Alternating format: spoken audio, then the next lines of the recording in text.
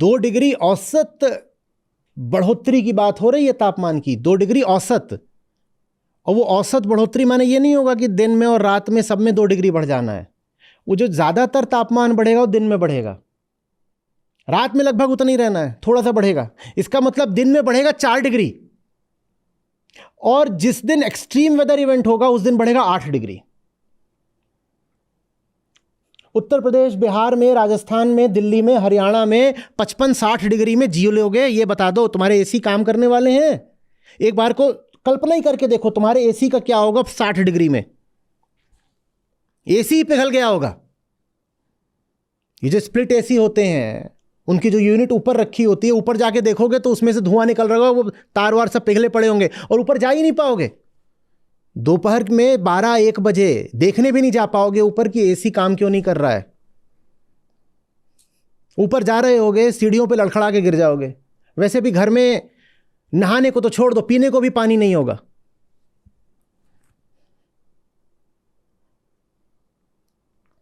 गाड़ी बाहर खड़ी होगी, जाओगे देखोगे टायर फट चुके हैं और पिघल करके चिपक चुके हैं, क्योंकि 2 डिग्री औसत है भाई। लोग कहते हैं 2 डिग्री 2 डिग्री, तो 2 डिग्री नहीं है। उस 2 डिग्री का मतलब है हफ्ते में एक दिन 8 डिग्री और प्रतिदिन 4 डिग्री, क्योंकि इक्वल राइज नहीं है। 2 डिग्री तो एवरेज आउट होके हो रहा है। रात में 0 है तो दिन में 4 है, तब एवरेज 2 आएगा। और जो ये रेंज ऑफ टेम्परेचर बढ़ेगा वो संभाल कैसे पाओगे?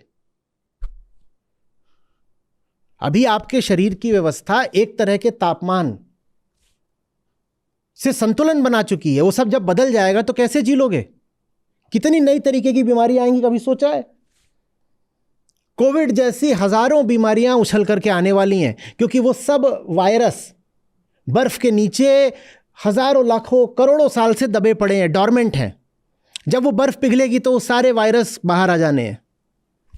वायरस ऐसी चीज नहीं होती जिसकी कोई उम्र होती है। वायरस लगभग एक केमिकल की तरह होता है। केमिकल कोई उम्र होती है क्या? वायरस को लिविंग नॉन लिविंग दोनों माना जाता है, क्योंकि वो केमिकल की तरह होता है। वो करोड़ों सालों तक बर्फ के नीचे पड़ा रह सकता है, और जैसे ही बर्फ पिघलेगी वो बाहर आ जाएगा। जैसे कोरोना वायरस बाहर आ गया था उन गुफाओं से, उन चमगादड़ों से। एक कोरोना वायरस ने पूरी दुनिया हिला दी। ऐसे लाखों वायरस हैं जो बाहर आने को तैयार बैठे हुए हैं, लेकिन आम आदमी को कोई फर्क नहीं पड़ रहा है।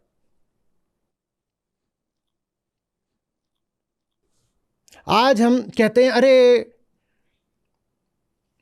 वहां यूरोप के देशों में कुछ रिफ्यूजी आ गए, बड़ी समस्या हो जाती है।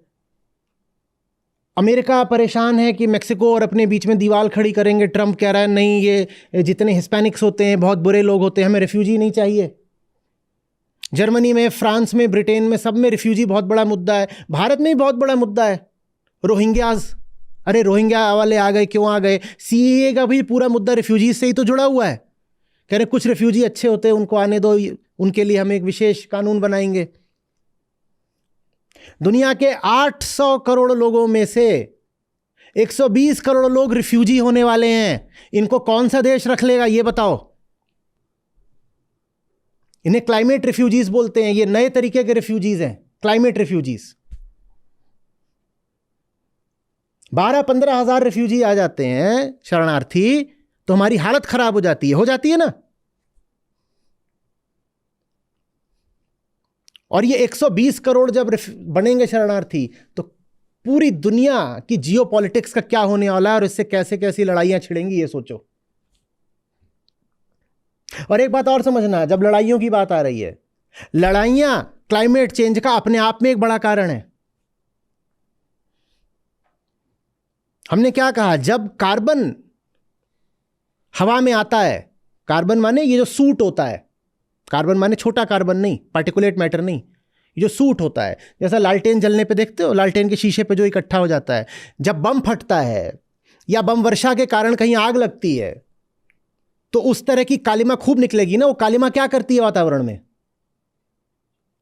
हीट को और ट्रैप करती है। इसके अलावा कार्बन डाइऑक्साइड रिलीज होती है, वो अपने आप में ग्रीन हाउस गैस है। तो युद्ध अपने आप में क्लाइमेट चेंज को कंट्रीब्यूट करता है। और क्लाइमेट चेंज के कारण युद्ध और जबरदस्त तरीके से न छिड़े, ये हो नहीं सकता।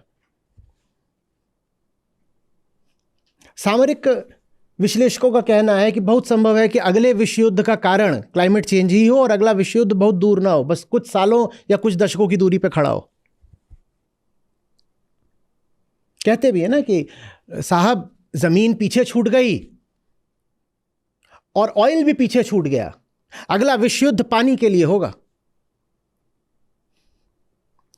पहले दोनों विश्व युद्ध हुए थे कॉलोनीज के लिए, जमीन चाहिए, कॉलोनीज। फिर अभी अतीत की जो बड़ी लड़ाइयां हैं पिछले 50 साल की, वो ज्यादातर हुई हैं तेल के लिए। आने वाली लड़ाई होगी सिर्फ और सिर्फ पानी के लिए। हम प्यासे मरने वाले हैं। और ये हम तब बात कर रहे हैं जब हम इस पृथ्वी की सबसे सबल प्रजाति हैं। नन्ही गौरैया का सोचो, उसका क्या होगा? पेड़ नहीं और तापमान 55-60, उसका क्या होने वाला है? एक बार को सोचो, उसका दर्द सोचो। पक्षियों का दर्द सोचो, पेड़ सारे काट दिए और तापमान कर दिया 55-60, क्या होगा उनका? और जब हम बात कर रहे थे ना कि प्रजातियां विलुप्त हुई हैं, उनमें सबसे ज्यादा जो प्रजातियां विलुप्त हुई हैं वो है जो फ्रेश वाटर इकोलॉजी की होती हैं।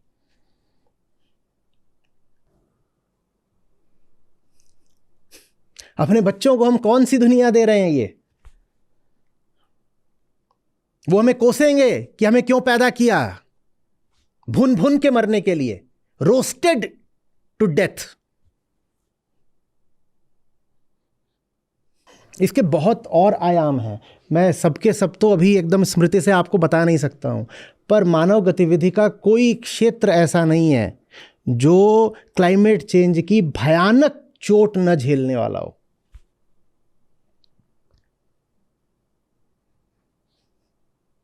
आप बताओ, ये बेचारे जो दिहाड़ी मजदूर होते हैं, इनका क्या होगा? ये कैसे दिन में काम करेंगे? और कंस्ट्रक्शन एक्टिविटी तो सब दिन में ही होती है। किस तरह की हीट वेव्स चलेंगी, लू कैसी हो जानी है, कुछ समझ पा रहे हो?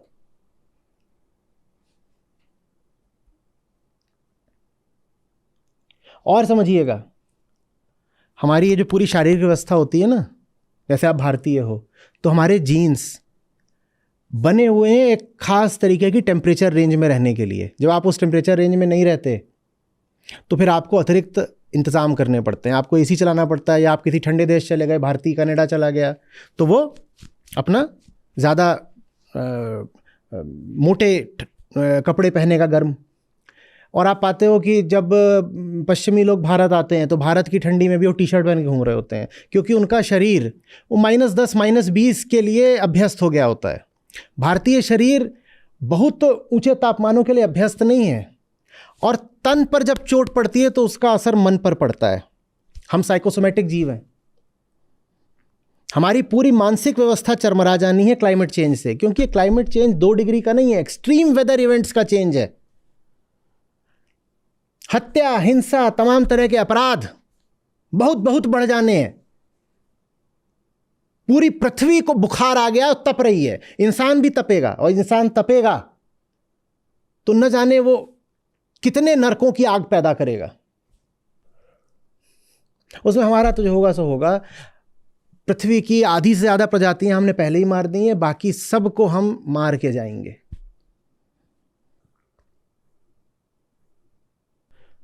कोई मुद्दा है जो मुझसे छूट रहा है प्रमुख? सर, ये एक रिपोर्ट मैं पढ़ रहा था, तो उसमें हिमालय के ऊपर कुछ बात कही थी इन्होंने। तो ये centre for science and environment की state of Indian environment report आई थी 2024 की। तो वो बता रहे थे कि 44% जो क्लाइमेट रिलेटेड इंसिडेंट्स होते हैं इंडिया में, वो हिमालयन रीजन में ही होते हैं। इसलिए लद्दाख में ये आंदोलन हो रहा है। क्लाइमेट रिलेटेड जो डिजास्टर्स होती हैं और एक्सट्रीम इवेंट्स होते हैं, वो लगभग आधे हिमालय के ही क्षेत्रों में होते हैं। और हिमालय हमारे लिए बहुत मजबूत और बड़ी चीज़ है। उसको हम कहते हैं कि उत्तरी दिशा का हमारा प्रहरी। लेकिन आप अगर जियोलॉजिस्ट से पूछेंगे तो कहेंगे हिमालय बहुत कमज़ोर पहाड़ हैं। उन्हें बोलते हैं young fold mountains, young fold mountains. इसीलिए आप पाते हो कि उनमें भूस्खलन इतना ज़्यादा होता है। क्योंकि अभी वो कच्चे पहाड़ हैं। हिमालय अभी भी कुछ सेंटीमीटर प्रतिवर्ष उठ रहे हैं, अभी वो बन रहे हैं, अभी वो बच्चे हैं, यंग हैं, यंग फोल्ड माउंटेन्स बोलते हैं उनको। उनका निर्माण अभी भी हो रहा है, वो बहुत पुराने नहीं हैं। अरावली के पर्वत ले लो, बहुत पुराने हैं, उनमें कुछ नहीं धंसता, या कि आप विंध्याचल चले जाओ, भी पुराना। लेकिन हिमालय नया है। और हिमालय आप जानते हो ना कैसे बना है, कि एक भूखंड आ करके जो पुराना एशिया था उससे टकरा रहा है, और जब दो ऐसे टकराते हैं तो बीच में ऐसे हो जाएगा ना, ये ऐसे था, ये आया आया ऐसे, तो ये हिमालय है। ये ऐसे आया, बहता बहता बहता बहता इसे टकरा, ये हिमालय है। हिमालय अभी बहुत कच्चा है। उस हिमालय का क्या होगा क्लाइमेट चेंज के साथ, आप सोच लो। और आप जा करके देखो तो हिमालय में किस तरीके से पेड़ काटे गए हैं और वन संपदा बर्बाद करी गई है, और जहां से वहां जो कुछ भी लूटा जा सकता है लूटा गया है। हम यहां बैठे हुए हैं मैदानों पर, हमें उतना अंतर नहीं पड़ता, पर जो लोग वहां के वासी हैं वो तो बिलख रहे हैं ना। जोशीमठ याद है? और कुछ सर साथ में जो आईपीसीसी की रिपोर्ट है वो पहले ये बता रही है कि जिस तरह से कार्बन उत्सर्जन बढ़ रहा है, हम लोग 3 डिग्री तक के टेम्परेचर राइज की तरफ बढ़ रहे हैं। तो यहाँ पर ये बता रहे हैं कि यदि इतना टेम्परेचर राइज हुआ तो 90% हिमालयन रीजन में साल भर तक चलने वाले सूखा पड़ सकता है। और हिमालय क्या होता है जानते हो ना? हिमालय वो दीवार है जिससे टकरा करके मॉनसूनी हवाएं बारिश बनती हैं। इसीलिए सबसे ज़्यादा बारिश उत्तर भारत में कहाँ होती है? पर्वतों में। क्योंकि हिमालय ही वो दीवार है, आपकी बंगाल की तरफ से मॉनसून की हवाएं आती हैं और वो हिमालय की दीवार से टकराती हैं तो बारिश होती है पूरे उत्तर भारत में। फिर उस दीवार पर ही सूखा पड़ने वाला है, तो बाकी भारत का क्या होगा सोचो। उत्तर प्रदेश का क्या होगा, बिहार का क्या होगा, हरियाणा का क्या होगा, राजस्थान में वैसे ही नहीं कुछ होता, पंजाब का क्या होगा, सोच लो। हिमालय पर सूखा, अकल्पनीय बात, वो होने जा रहा है। और है कुछ? सर अगर 3 डिग्री तक टेम्परेचर बढ़ेगा एवरेज टेम्परेचर, तो एक चीज़ है जिसकी हम बात नहीं करते वो पॉलिनेशन। मैंने पढ़ा है और बहुत रिलायबल सोर्सेज से पढ़ा है कि ये 3 डिग्री का भी जो अंदेशा है जी, ये भी पार होने वाला है। जी जी। लोग 5 डिग्री तक की बात कर रहे हैं। मतलब ये भी एक मतलब कंजर्वेटिव सिनेरियो है। हाँ, जो एक्सट्रीम सिनेरियोज में 5 डिग्री तक जा सकता है। 5 डिग्री तक जा सकता है जी।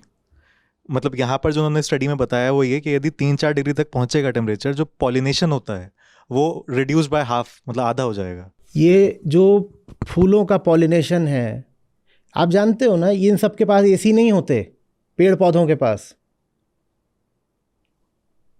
उनका पॉलिनेशन ही खत्म हो जाना है बहुत वजहों से। पॉलन ग्रेन्स कम प्रोड्यूस होंगे, और जो एजेंट है पॉलिनेशन का, जब वही नहीं बचेगा तो पॉलिनेशन कहाँ से होगा? पॉलिनेशन के लिए क्या चाहिए होता है? कोई कीड़ा, कोई भौरा।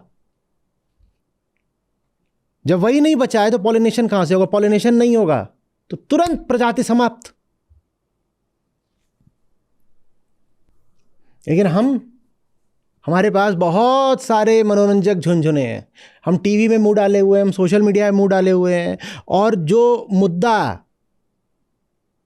ऐसा है कि महाविनाश कि इतिहास में कभी ऐसी नहीं चीज हुई, उससे हम बेखबर हैं, बिल्कुल सो रहे हैं।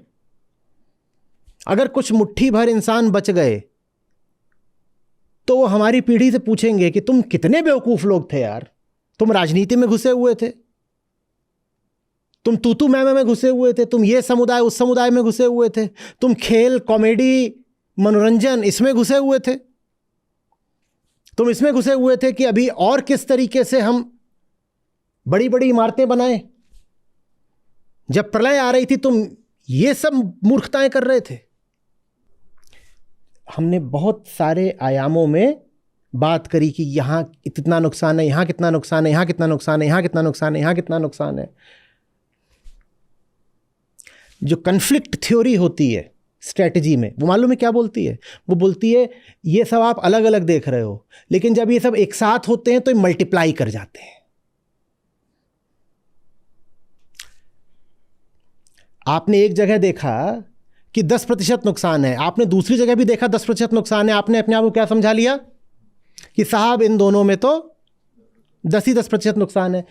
जो कॉन्फ्लिक्ट थ्योरी होती है वो बोलती है ये दोनों जब एक साथ होंगे तो वो हो जाएगा 1.1 रेज़ टू द पावर 2, यानी 1.21, यानी 21% नुकसान हो। 10 नहीं है, वो 21% हो गया तुरंत। और अगर इस तरह के 2 की जगह 6 हो जाएं तो 1.1 रेज़ टू द पावर 6 हो जाएगा। देख लो, हमने कम से कम अभी 10 अलग अलग आयामों की बात करी है, वो 1.1 रेज़ टू द पावर 10 है, वो देख लो कितना होता है।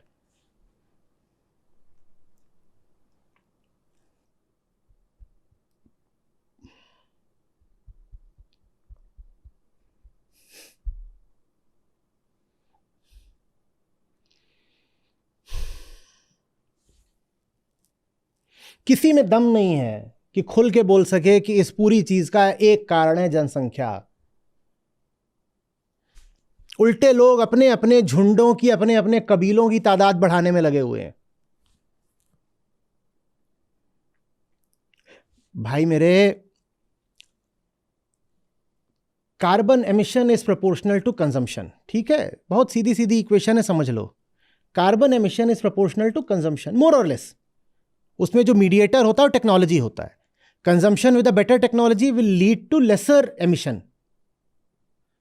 लेकिन आप टेक्नोलॉजी कितनी भी बढ़ा लो, मोटे तौर पे ये बात बिल्कुल वैलिड है कि consumption is proportional to emission, carbon emission. और consumption equals population into per capita consumption, सीधी सी बात है बहुत। पर कैपिटा कंजम्पशन तो बढ़ना ही है, क्योंकि पृथ्वी पर बहुत अभी गरीब लोग हैं, उनका तो पर कैपिटा बढ़ना जरूरी है। वो तो बेचारे भूखे मर रहे हैं, उनको तो और कंजम्पशन चाहिए, उनको घर चाहिए। होमलेस लोग हैं, सड़कों पे सो रहे हैं, तो पर कैपिटा कंजम्पशन तो बढ़ेगा। और अभी टोटल कंजम्पशन जितना है उसके लिए कई पृथ्वियां चाहिए, पर कैपिटा कंजम्पशन तो बढ़ेगा। तो टोटल एमिशन का क्या होगा फिर? वो बढ़ेगा ही। उसको फिर रोकने का एक ही तरीका है ना, क्या? पॉपुलेशन कम करो, उसके अलावा कोई तरीका नहीं है। ये में नहीं बात समझ में आ रही, और किसी सरकार में दम नहीं है कि ये बात खोल के बोले कि जनसंख्या को रोकने के अलावा कोई तरीका नहीं है महाप्रलय से बचने का। हम पूरी पृथ्वी को खा चुके हैं।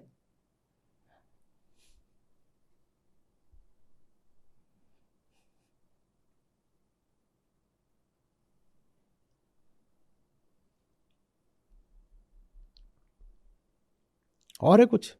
सर आप जो भी बात कर रहे हैं उससे जुड़ा एक तथ्य है।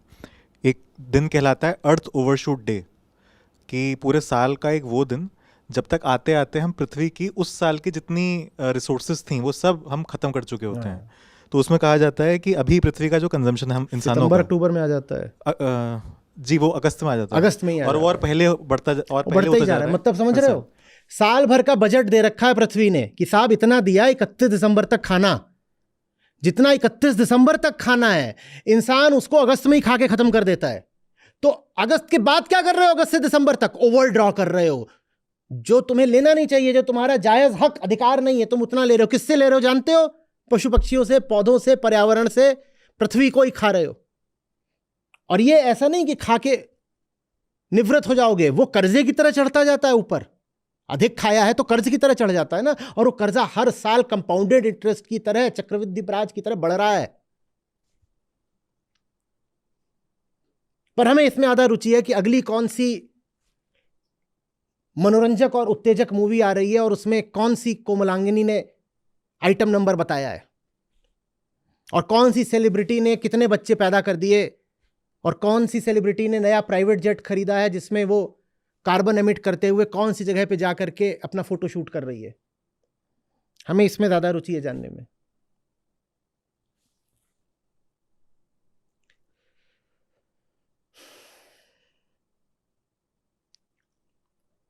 एक भी तुम्हारी सेलिब्रिटी है जो ये बात कर रही हो तो तुमने उनको सेलिब्रिटी क्यों बना रखा है?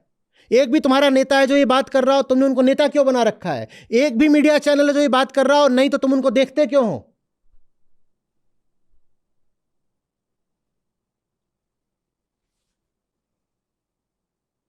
ये सब तो पाइट पाइपर्स हैं। पाइट पाइपर और फैमिली की कहानी पता है ना?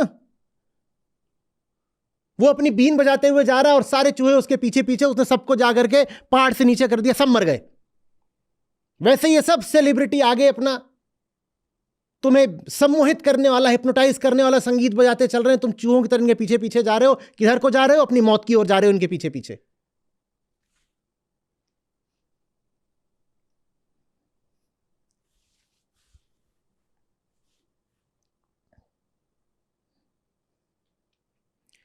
जिस सबसे मुझे अफसोस होता है जिस बात का, जो ये करतूते कर रहे हैं वो सबसे बाद में मरेंगे। सबसे पहले इंसानों में मरेंगे जो सबसे गरीब हैं। इसमें सबसे पहले और सबसे ज्यादा गरीबों पर कहर टूटेगा और टूट रहा है। और इंसानी गरीबों से भी पहले उन पर टूटेगा जो इंसानी गरीबों से भी ज्यादा गरीब हैं, पशु पक्षी और पौधे, जिन बेचारों की कोई खता ही नहीं,